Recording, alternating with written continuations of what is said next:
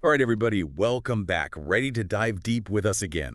Today, we're tackling something that might sound, well, maybe a little dry at first glance, but trust me, it's way more interesting than it sounds. Yeah. We're talking about marketplace analysis, Ooh, yeah, marketplace analysis. specifically how it works in the construction industry. So think of it like this. We're always saying how important it is to stay ahead of the curve, right? Hmm. Well, in construction, marketplace analysis, that's kind of how you do it. Absolutely. It's like having a roadmap. It's how you spot those golden opportunities, before everyone else does. Exactly, and avoid the pitfalls. So we're going to break it all down for you. What it is, why it matters, and how it can make or break, honestly, a construction company. Yeah, it's really strategic. And to help us on this deep dive, I've got a true expert in the field here with us. Someone who's lived and breathed this stuff. Well, I wouldn't say lived and breathed, but I do have some experience. So, yeah, let's just jump right in. First things first, right? Got to define the playing field. What exactly are we talking about when we say marketplace analysis? So at its core, marketplace analysis is really about understanding the dynamics of the construction industry. The whole landscape. It's a landscape, yeah. Yeah. It's about looking at trends, economic conditions, client needs. You're trying to identify, where are the opportunities, what projects are going to be profitable, and how can a company position itself for success? Let's make this real for folks. Give us a concrete example. If I'm a construction company owner, how does marketplace analysis actually play out in my day-to-day? All right, so imagine you're looking to bid on a big hospital project. Like a big project. Yeah.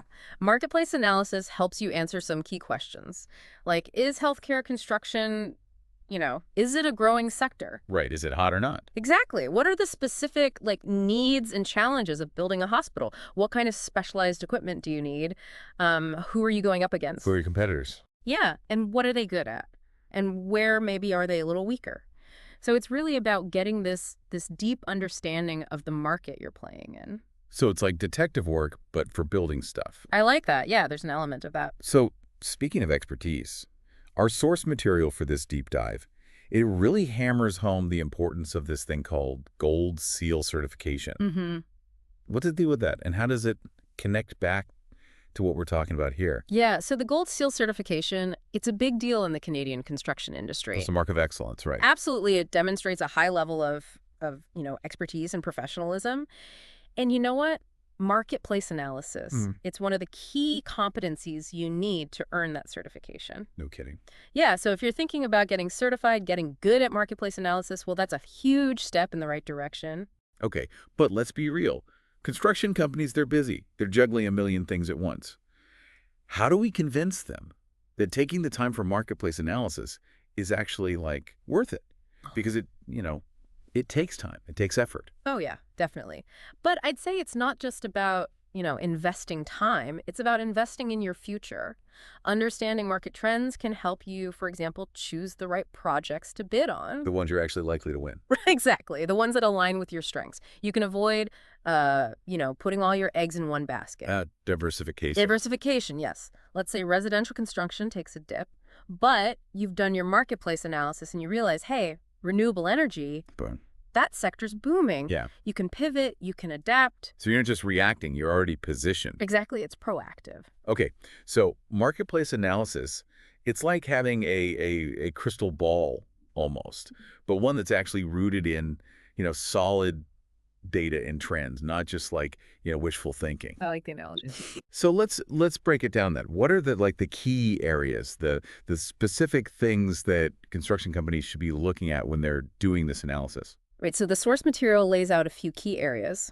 First, understanding market trends. Okay, market trends, that sounds pretty broad. Yeah, it is broad, but it's about looking beyond the immediate, what's happening right now, what's happening in the next 6 months, and research things like infrastructure investments. Are there new regulations coming down the pipeline, like green building standards? Those are becoming huge. Huge, yeah. And also government initiatives. Where are they putting money? Because that signals where the big projects are going to pop up, Do you think the action's going to be? Exactly. Resources like reports from the Canadian Construction Documents Committee or the Canadian Construction Association. Those are gold mines for this kind of information. Okay, so it's don't just look at where the puck is, look at where it's going. Yes, He's exactly. being Gretzky, right? You got it. Another critical area is identifying growth sectors. We touched on this a little bit earlier, but it's about, not just building stuff, but thinking about what types of projects are on the rise. Yeah, get specific. Get specific. Renewable energy, transportation, healthcare, these are all areas with massive growth potential right now. And, local government project plans and public announcements, they're gold mines for this kind of intel. So we've got the big picture trends, but what about the other players in the game? How does competitor analysis fit into this whole thing? Oh, it's huge, right? It's like you said, you're a detective, you got to study your suspects. Yeah, or if you're playing chess, you got to know your opponent's moves. Exactly. What are your competitors good at? What are their weaknesses? Are they known for being super efficient? Are they, maybe lagging behind in adopting new tech? So you're looking for their strengths, their weaknesses, their patterns, right? Yeah. Absolutely. A tool like a SWOT analysis can be really helpful for this. Strengths, weaknesses, opportunities, threats. Yeah. And don't forget about stakeholders, the owners, the architects, the consultants. They've got insights into the hidden rules of the market, the stuff you don't always see on the surface. Ah, the inside scoop. Exactly. So Yeah. building those relationships is key. Okay, so now let's say a company's done their marketplace analysis, right? They've Mhm. identified this hot new sector. Let's say it's building electric vehicle charging stations. Everyone's talking about EVs. This seems like the next big thing. But how do they know if they're actually ready to take on that kind of project? That's a great question. And this is where evaluating your capabilities comes in. Before you jump into a new sector, you got to be honest with yourself. Do you have the right people? The skills? The workforce. Yeah. What about equipment? Is it up to snuff for this new type of construction? And what about your finances? Do you have the capital to handle, potentially bigger, more complex projects? It's like don't bite off more than you can chew. Right. Exactly. If you're not quite ready, maybe focus on strengthening what you're already good at, or find a strategic partner who has that expertise. Teamwork makes the dream work. Right. Collaboration. Okay, so we've talked about analyzing the market, understanding the trends, sizing up the competition. I'm seeing a clear connection here to actually bidding on projects, right? Hmm. It's like you're using all this intel to craft the perfect job application. 100%. All that research you did, that should feed directly into how you bid on projects, how you write your proposals. You're not just winging it anymore. No, you're strategic. You're highlighting what makes you unique, your value proposition. Maybe it's your experience with a specific technology, or your dedication to sustainability, or your track record of delivering projects on time and within budget. You're telling a story, right? You're selling yourself. You got to sell yourself, yeah. Okay, we've covered a ton of ground here.